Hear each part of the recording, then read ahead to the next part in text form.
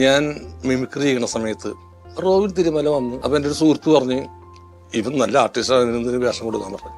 അപ്പോൾ പുള്ളി പ്രോഗ്രാം കണ്ട സലീംകുമാറിന് ഒരു വേഷം തന്നെ ഞാൻ തരാം. പ്രിപ്പറേറ്ററാണല്ലോ പുള്ളി.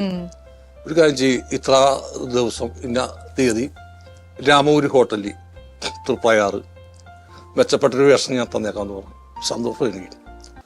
അങ്ങനെ റൂമിൽ ചെന്ന് ഞാൻ റൂമിൽ ചെന്നപ്പോൾ വേറെ ആളായിരിക്കണം. ഈ ആൾ എനിക്കറിയാം, എൻ്റെ സുഹൃത്താണ്. അപ്പം എന്താന്ന് ചോദിച്ചു. പുള്ളി എനിക്കൊരു വേഷം തരാമെന്ന് പറഞ്ഞു. അതിൻ്റെ പേരിൽ വന്നായിരുന്നു.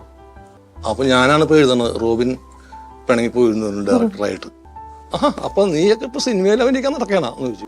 പിന്നെ എന്നെ തേജോധം ചേരായി. നമുക്കൊന്ന് ജന്മത്ത് അഭിനയിക്കാൻ സിനിമയിലും വരാൻ പറ്റില്ലെന്ന് ഈ മനുഷ്യൻ പറയാന്ന്. നാണക്കേടായി വന്നതേ ഇൻസൾട്ടായി പോയി.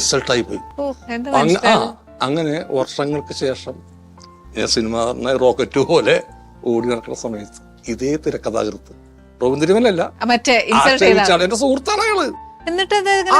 സുഹൃത്താണ്. അയാൾക്ക് തോന്നി അയാൾ വലിയ സ്റ്റാറാവും, എഴുത്തുകാരനാവും എന്നൊരു വിചാരം ഉണ്ടായിരുന്നതാണ്.